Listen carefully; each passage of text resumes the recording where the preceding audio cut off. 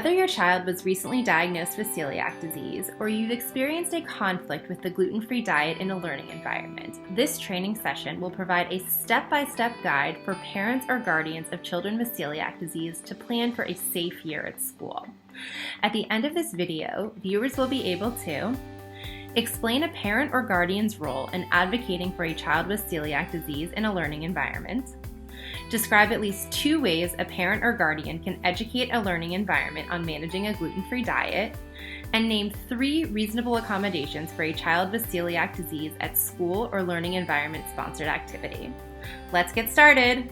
Joining us today are 3 parents who worked with our celiac program to develop the 2020 voluntary recommendations for managing children with celiac disease in learning environments.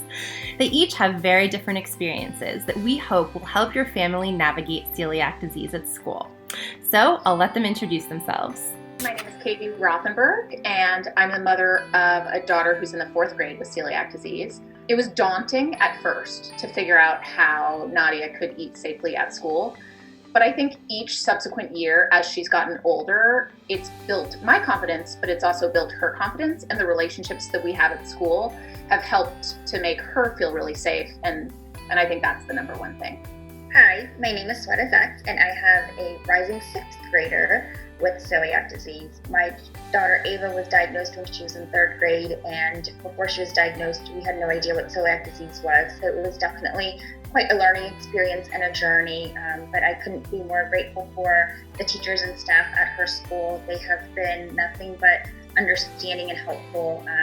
I think throughout the process, we learned that we needed to have a lot of open communication because like myself, a lot of people don't know what celiac disease is.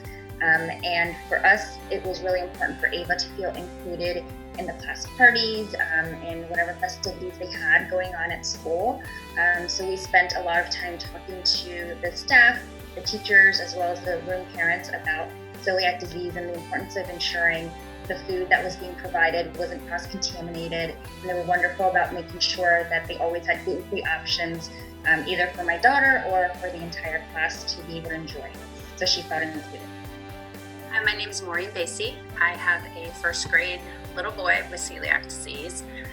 Our journey has been bumpy, but we're in a place that things are much smoother through education, both through the medical facility we're associated with, as well as some education sessions that I have assisted in providing in schools. I find that a lot of the parents and the teachers that we've interacted with in the beginning were initially slightly defensive because it seems like, everybody wants to know everything in the beginning, and they understood what gluten-free meant and they understood what celiac meant, but when you dig a little deeper, it's pretty clear that we were just scratching the surface of what really needed to happen to ensure my son's safety.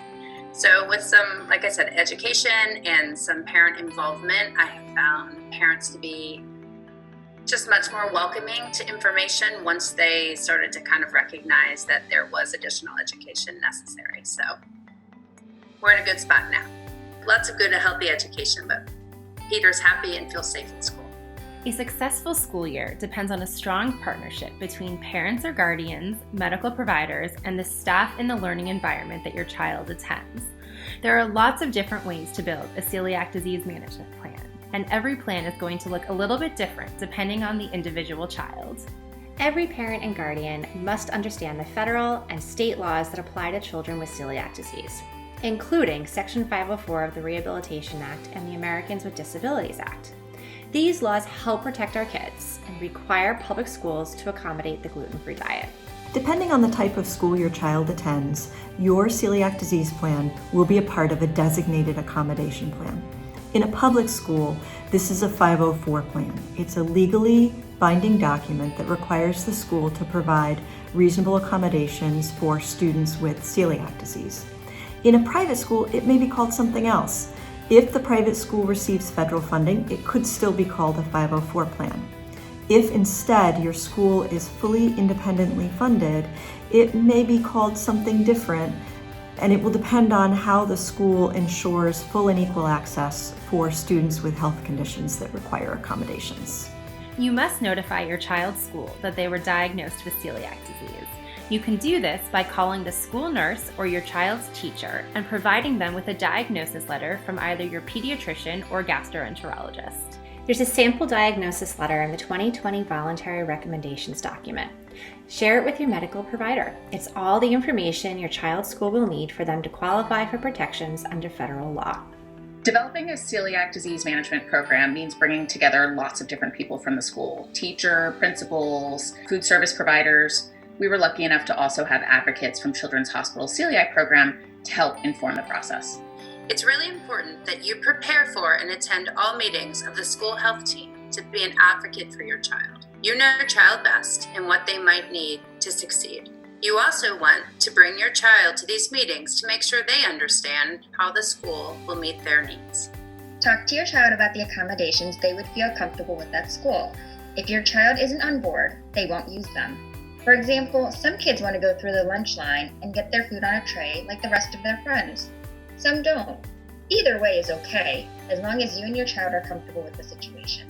Here are some tips to prepare for the meeting with your child's school. Get a diagnosis letter from your child's physician. Educate yourself about celiac disease and the gluten-free diet. You will likely need to teach the school officials about the condition and how to manage it. Review the information in the voluntary recommendations for managing celiac disease and learning environments, and refer to it to help promote your child's inclusion in all school activities. Closely study the list of reasonable accommodations and think about those that your child might benefit from. Some examples include asking the school to avoid the use of gluten in class projects, arts, science experiments, and other learning activities. Use non-food incentives for prizes, gifts, and awards. Offer reasonably equivalent gluten-free food options for children with celiac disease that are cooked using methods to prevent cross-contact with gluten. Avoid off-site activities that would exclude children with celiac disease from safe participation. In the case of a suspected gluten exposure, provide the child with celiac disease unrestricted access to the bathroom facility and health or counseling staff. It can be very nerve-wracking to go into a meeting at the school where you are asking for things for your child. You don't want to seem demanding, but you want the best for your child. Try to stay calm and look at the meeting as a chance to build a team that will all work together. During the meeting with your child's school, you can expect to discuss the diagnosis of celiac disease and how your child is impacted by exposure to gluten, areas of concern for gluten exposure within the school environment, ways to mitigate the risk of exposure that will allow your child to fully participate in all learning and social activities, how to handle events where food is involved, including lunchtime and special celebrations, how you would like to be notified if your child is feeling ill or if the school suspects the gluten exposure, a discussion of who will supply various gluten-free supplies, snacks, and treats. In most cases, there will be some split between the school providing food and supplies and the parents providing these items. Make sure that you follow through on all supplies you are assigned to provide the school. A plan for handling gluten exposures or symptoms from a previous exposure at school. It's really important that you consider having your child attend this meeting with school officials. You want them to be a part of the discussion. If they don't like the accommodations, they definitely won't use them. So please think about this as you prepare for the meeting. Many schools offer breakfast and lunch for students. Sometimes the students are required to pay for the food, and other times the food is provided through the free and reduced breakfast and lunch program regulated by the National School Lunch Act.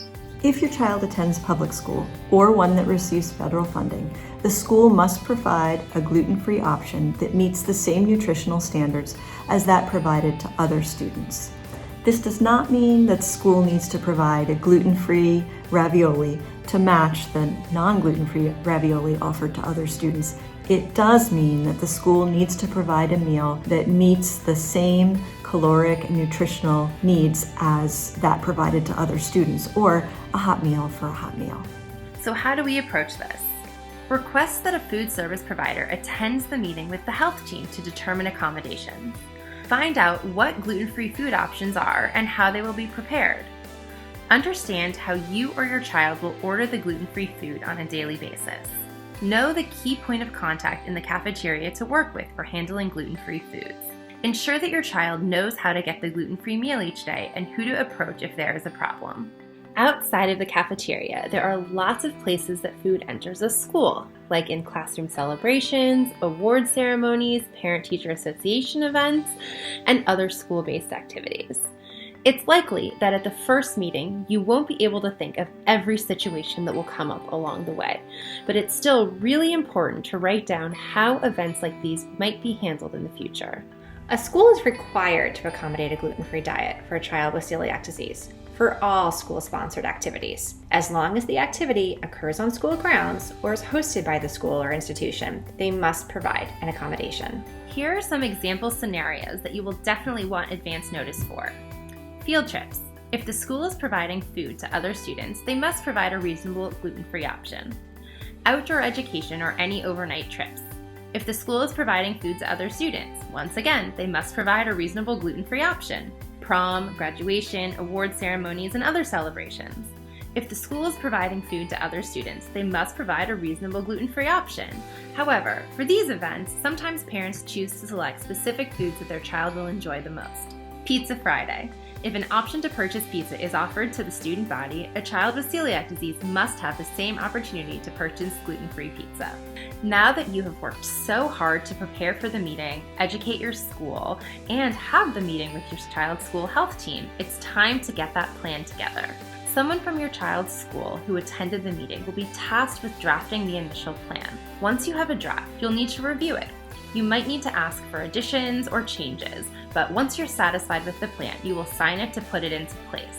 After the plan is adopted, you will need to meet at least annually to review the accommodations and make changes as needed.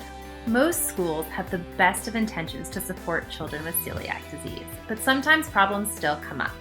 Today, some of our parent mentors are going to help us talk through some of these problems and how to handle them. Your child's school may suggest that a 504 plan isn't necessary. This is not the case, as celiac disease qualifies under the Americans with Disabilities Act. The only time a 504 plan may not be needed is if your child already has an existing independent education plan in place. In this situation, the IEP can be modified to include language to accommodate celiac disease. You are absolutely right. A child with celiac disease should have a 504 plan in place.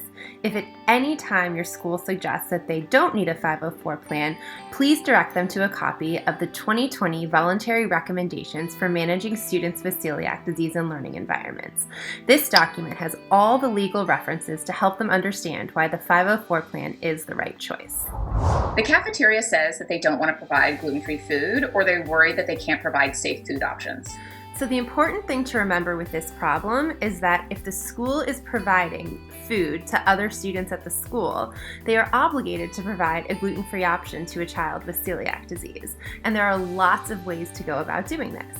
First, we can offer training. There are free training programs available across the country that can help school cafeterias. Second, they could look at purchasing pre-packaged meals that can easily be heated with no cross-contact with gluten. Or we can also look at making naturally gluten-free foods. They could grill chicken instead of frying it to make it safe for everybody. Use corn tortillas instead of flour tortillas. A little bit of education can go a long way to solve this problem. The Parent-Teacher Association refuses to provide a gluten-free option for PTA-sponsored events. In this case, the school principal should really have a discussion with the leadership of the PTA to let them know that any school-sponsored activities must abide by the requirements of the 504 plan. The PTA should include parents and guardians of children with celiac disease in the planning of events to ensure that the child has the appropriate food and material options. You also might want to consider hosting a short information session for the PTA on celiac disease and the gluten-free diet. You might partner up with parents of other children with chronic diseases like food allergies, diabetes, or asthma to host a health information day to promote understanding, awareness, and inclusion for all students. My child doesn't like the gluten-free food options that the cafeteria is providing. So this happens a lot. And what we need to start with doing is talk to your child about some things that they do like. Then we can set up a meeting with the food service provider and make suggestions and try to find a compromise so that your child is happy and the school is able to provide the food safely. Talk to your child. This is perhaps the most important part. All of the accommodations we've discussed only matter if your child actually uses them. Make sure your child understands what should be happening at school. Ask them frequently about their experiences. If a problem occurs, discuss in detail what went wrong and how your child would have liked the situation handled. Schools and other learning environments have a lot on their plates in addition to managing children with celiac disease. Acknowledging their efforts to provide a comprehensive strategy to manage the gluten-free diet goes a long way. Here are some suggestions for ways to let them know that you care. Send an email to your child's teacher after an activity that has gone well and say thank you. Take a video of your child showing some appreciation for a teacher or for the kitchen staff. It'll make their day. Post on your PTA's Facebook page praise for staff that have gone the extra mile. It's nice to be publicly acknowledged when they're doing some great work.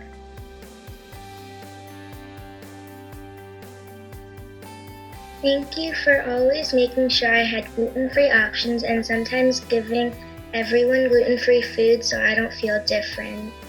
Those are the best tacos ever! Thank you, Chef Amanda, for making sure that if something wasn't gluten-free for lunch, that I could eat something else. Thank you for gluten-free cookies. They're so good. And bye! Thanks so much for the gluten-free Play-Doh. You made me feel really safe. Thank you for letting me store my gluten-free snacks in the closet when I couldn't eat the pretzels. Setting up accommodations for your child is an ongoing process that may not be perfect the first time. But setting up a strong partnership with your child's school will pave the way for a successful transition and implementation of the Celiac Disease Management Plan. You've got this. You've got this. You've got this.